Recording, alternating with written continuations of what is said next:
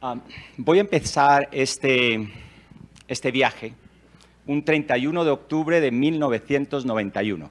En ese momento voy al aeropuerto local y viajo hacia Madrid, España. Un par de meses después voy a la ciudad universitaria, en la Complutense, y de una cantidad de unos 20 doctorados disponibles, totalmente al azar, aquí no hubo nada de proceso mental o algo en esto, decido hacer inmunología. ¿Por qué? Porque en 1991 sonaba como algo interesante. Entonces, por eso lo hice. Este es mi conflicto de interés. Y quisiese hacer una reflexión sobre la vida, porque en realidad lo que voy a hacer hoy es hablarles de la vida e intentaré que crean que tengo una coherencia a lo largo de los años y que esa coherencia me ha llevado a donde estoy hoy. Pero la verdad es que no es cierto. En realidad ha sido una serie de eventos totalmente al azar que me han ocurrido y que me han llevado hoy a tener el placer de estar con vosotros y a darle las gracias al comité científico por permitirme ver a tantos amigos. La verdad es que salgo y no hago más que abrazar gente. Los que me conocéis sabéis que me encanta abrazar a la gente. Puesto que el título lo he cambiado, no sé si alguien notó la diferencia, pero para mi propio beneficio lo cambié. Y lo que voy a hablarles es un poco cómo estas experiencias me han llevado a donde estoy hoy en día. Y todo comienza en 1965, yo tenía 3 añitos, pero en aquel momento se crea este bellísimo dibujo en el cual Patrick Wall describe qué es la teoría de la compuerta. Imagino que todos ustedes han escuchado la teoría de la compuerta, bien sea que utilicen neuromodulación o no. Es bastante sencillo si lo consideráis un poco. Simplemente hay unas rayitas que representan unas neuronas, o sea, ni siquiera se tomó el tiempo para hacer unas más gorditas que las otras, pero la idea es que si estimulas las más gorditas, las A beta, vas a inhibir las señales nociceptivas que llegan a la médula espinal a través de las fibras C y A delta. Bastante sencillo, ¿verdad? Ahora, un concepto fundamental, y es que para que esto funcione, tienes que estimular las fibras A beta. Eso implica que tenéis que generar parestesias. Lo que hacen las madres cuando el chico se cae y comienzan a acariciar alrededor de la herida para disminuir el dolor en sus hijos. Fácil de entender, como veis, y quizá por eso se desarrolló una terapia que hoy en día mueve más de 3 billones de dólares al año basado en estos conceptos. Recuerdo, hay que generar parestesias. Si no, la teoría de la compuerta no es cierta. Y en este papel seminal de Richard North, él lo que hace es demostrar la correlación entre esas parestesias y el alivio del dolor. Es un papel famosísimo en el área de neuromodulación. Pero hay un pequeño problema, y es que no hay correlación. A pesar de que el título mismo del artículo enfatiza esto, la correlación como tal no existe.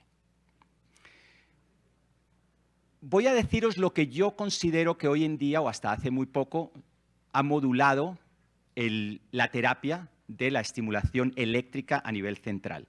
Y es que, basada en esa teoría de la compuerta, se han generado diferentes modelos finitos matemáticos y modelos computacionales que lo que nos hacen es, nos dicen cuáles son los mejores parámetros para favorecer el movimiento de sodio o potasio a nivel de los axones. Hoy en día tenemos modelos computacionales con miles de nódulos de Rambier que podemos evaluar y basado en ello podemos generar los mejores patrones para depolarizar las neuronas.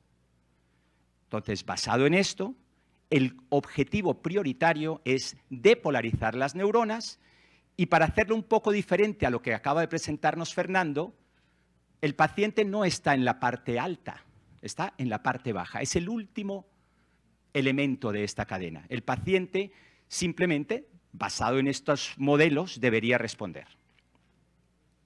Pero se me pidió hablar del sistema inmune. Tened en cuenta que cuando yo estudié inmunología, si vosotros podíais decir interleuquina beta y no teníais ningún problema en que la gente escuchase lo que acabo de deciros, ya erais doctorados. O sea, era muy fácil en aquel tiempo, no había que saber mucho. Pero quisiese enfatizar una vez más el azar, porque Clifford Wolf era uno de mis attendings cuando yo estaba en el Mass General, y en aquel momento el énfasis en mi programa era sobre estudios en animales, aunque se pretendía que estudiáramos los diferentes procedimientos de cómo aliviar el dolor, ¿vale? Quiero enfatizar, a pesar de todo lo que vais a escuchar, no hay ninguna aguja o escalpelo que quite un dolor crónico.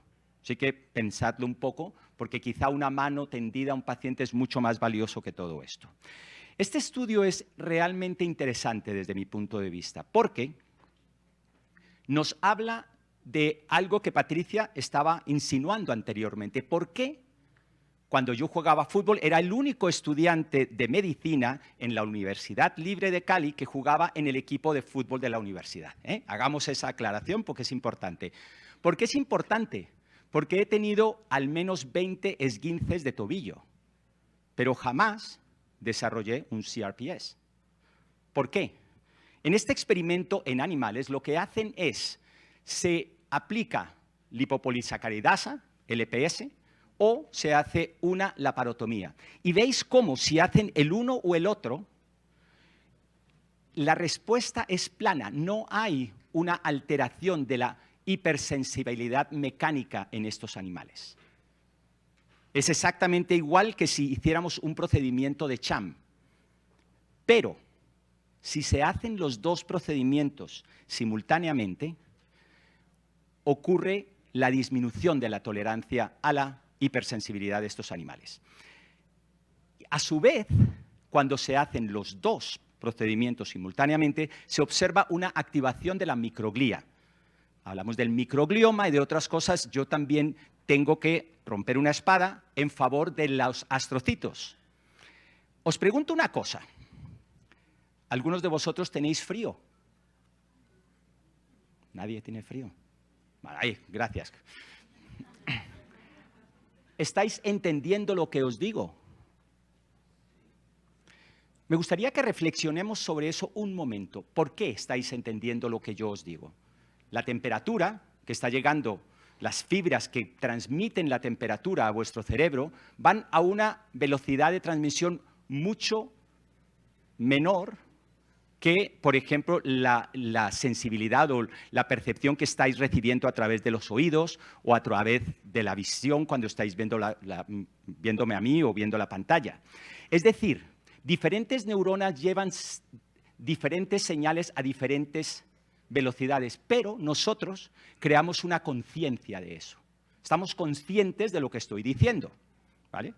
Bien sea al azar o no, que es otra presentación totalmente diferente, pero existe esta percepción. Y esta percepción en dolor empieza con la activación de la microglía. Pero diría que luego desaparece. ¿Por qué? Porque una vez activados los astrocitos, estos astrocitos, un solo astrocito produce extensiones a casi 500.000 sinapsis. Y estas células son las que orquestan para que se genere una percepción de frío, muchas gracias, que es el único con frío en esta habitación, o una percepción de estar escuchando lo que estoy diciendo. Quizá este trabajo nos está hablando de lo que se llama la teoría de los dos impactos. El primero se daría por la lipopolisacaridasa, el segundo se daría por la laparotomía que se le ha hecho a estos animales. Sin embargo, si inhibimos la activación de las células microgliales, en este caso con diferentes dosis de minociclina, que por cierto se ha intentado muchas veces en clínica y nunca ha funcionado en humanos, podemos evitar esto.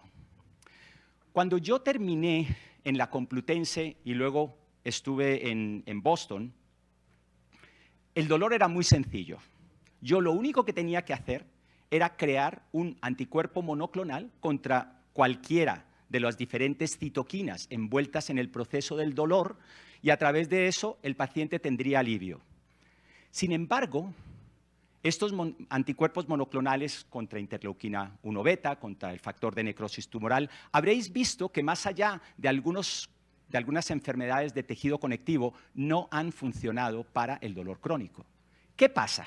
¿Por qué no? Si sabemos que una inyección de interleuquina beta, por ejemplo, a nivel subcutáneo en humanos produce una hipersensitización alrededor de la inyección, ¿por qué el bloqueo de la misma no funciona? Y la respuesta es muy sencilla, y es porque la naturaleza es muy lista. Y el dibujito que vimos al comienzo realmente no representa lo que ocurre en la vida real. Y vamos a hablar de eso en un momento. Pero aquí lo que quiero enfatizar es lo siguiente. Este es un modelo muy interesante. En todos mis modelos animales, en los últimos 20 años, lo que yo he hecho es he estado cortando parcialmente el nervio ciático y he observado la respuesta a nivel de hipersensibilidad motora, térmica y, a su vez, todos los cambios genéticos que ocurren, epigenéticos que ocurren tras la lesión, ¿vale? Pero aquí hacen algo totalmente diferente. Utilizan un modelo de constricción con suturas de catgut alrededor del nervio ciático, ponen 4 suturas y se observa los mismos efectos. Pero en este estudio hacen algo muy interesante. A algunos de los animales se les hace las 4 suturas, pero algunos las suturas se ponen a nivel subcutáneo, otras se ponen a nivel del músculo y solo algunas se ponen 2, por ejemplo, en vez de las 4 en el nervio ciático. Y lo que observan es bastante interesante. Existen 200 genes que están relacionados y correlacionados con el grado de dolor que estos animales tienen. No estamos hablando del blanco o negro, estamos hablando de ese amplio espectro de grises que se pueden observar en dolor, que observamos clínicamente. Pero no existe un solo gen o una sola proteína que esté involucrada totalmente en esto. Y a su vez hay una disregulación de al menos 20 diferentes vías de comunicación. Es decir, si bloqueamos una puerta, va a haber otras que se abren naturalmente para evitar este proceso. Este estudio me parece muy interesante porque, como os había dicho, desde el año 65 hasta el año 2012, que yo comienzo a publicar mis estudios, la idea era muy clara. Es todo basado en ese diagrama que os enseñé al comienzo. Pero ya existían evidencias anteriores. En este estudio se observa cómo cuando se hace la ligación del nervio ciático, se observan 2 cosas interesantes. Si miráis en esta gráfica, hay marcadores de activación de los astrocitos, el GFAP. Y vemos cómo después de la lesión se activan estos marcadores.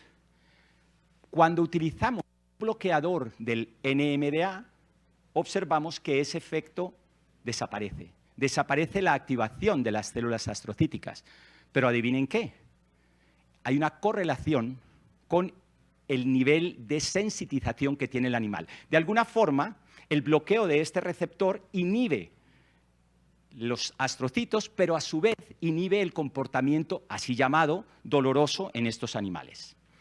Y esto es un poco lo que ocurre y esa transición que ocurre entre un efecto totalmente inocuo, un dolor que nos ayuda para evitar una injuria mayor, o un dolor que se cronifica. Es maravilloso, si lo piensan, el que células como la microglía, como los astrocitos, tengan receptores en sus membranas para la sustancia P, para el glutamato, para el GABA. ¿Por qué, desde el punto de vista evolutivo, estas células tienen estos receptores? Ya que no generan potenciales de acción, en realidad no tiene mucho sentido el que sea de esta forma. Una vez más, la naturaleza es sabia y la activación inicialmente de la microglía lleva a que se cambie la epigenética, el estado de activación de esas células y comience a liberar citoquinas proinflamatorias y antiinflamatorias y el balance o desbalance de estas sustancias llevará a la cronificación o no del dolor. Este fue un estudio que publicamos en el 2010, después de nuestros primeros estudios en animales y con corrientes eléctricas, y observamos, simplemente algo obvio, que las células gliales eran críticas en el desarrollo y mantenimiento del dolor crónico patológico. neuropático. Si esto no ocurre, no existe el dolor crónico patológico neuropático en los animales, porque están envueltos en procesos de neuroinflamación, amplificación y distorsión de esa señal eléctrica que está llegando desde la periferia. Un estudio que hicimos con la Universidad de Valencia demostró que las células, si miramos el porcentaje de diferentes células bajo nuestro cable eléctrico cuando estamos haciendo neuromodulación, aproximadamente el 95% de las células son células gliales.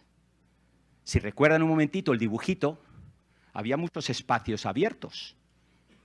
O sea, todos esos modelos que trataban de optimizar la depolarización neuronal, en realidad solo estaban cubriendo un 4 o 5% de las células. Estaban olvidando el resto. ¿Se pueden estimular estas células?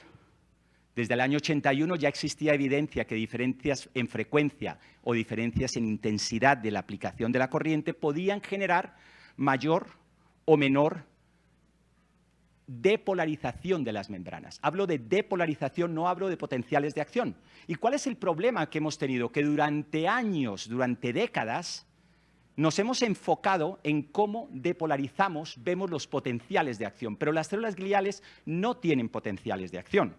Voy a hacer una pequeña reseña porque creo que me puedo extender un poquito en el tiempo. ¿Sí? ¿No? Bueno, entonces vamos a ir muy rápido porque me estaba extendiendo en el tiempo. Entonces no os voy a contar algo, pero esta es una autora que es rusa-americana y dice algo que me parece fundamental para el concepto que os estoy diciendo, y es que podemos ignorar la realidad, pero no las consecuencias de ignorar la misma. Este soy yo, lo podéis hacer en ChatGPT. Al principio hice con un mono jovencito mirando esto, se veía muy joven, así que debido al respeto por mis canas cambié la imagen.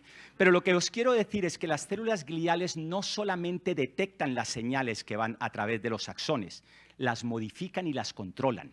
Es algo que ha cambiado radicalmente desde que yo salí de la Universidad Libre. Y sabemos hoy en día que es importante que tengamos todos los elementos celulares cuando estamos tratando de entender qué es lo que está haciendo. Ahora os voy a presentar 20 años de investigación en los próximos 5 minutos porque Patricia me ha quitado tiempo. Pero, básicamente lo que quiero enfatizar es lo siguiente. Estos son estudios que hicimos con análisis de microarray. Luego estamos haciendo hoy en día RNA sequencing. Es decir, yo puedo observar todos los nucleótidos que se alteran, bien sea que se eleven, que se upregulated o downregulated, cuando estamos haciendo una lesión neuronal. Y posteriormente puedo observar cómo diferentes corrientes eléctricas afectan estos procesos, es decir, los magnifican o los revierten. Y lo que hemos hecho los últimos 20 años es evaluar los diferentes componentes de una corriente eléctrica y evaluar cuáles tienen un efecto u otro. Algo interesante que observamos, que luego fue repetido por el grupo de Jun Wang en Johns Hopkins, es que había una regulación a la baja de procesos relacionados con la activación neuronal, consistente con la teoría de la compuerta, pero a su vez había una activación de la respuesta inmune. Los dos grupos con diferentes modelos observan exactamente lo mismo.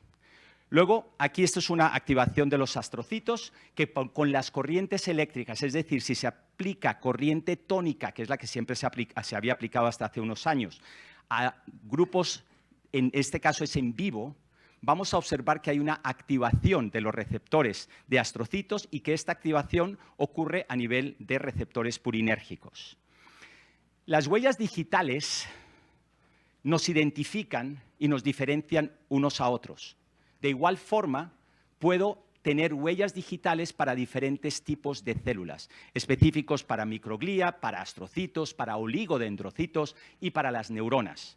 Y aquí algo que es importante, Ricardo Vallejo cree que las neuronas existen, porque hay quien me ha dicho, no, es que este es el hombre de las glías. No, yo también creo que existen las neuronas.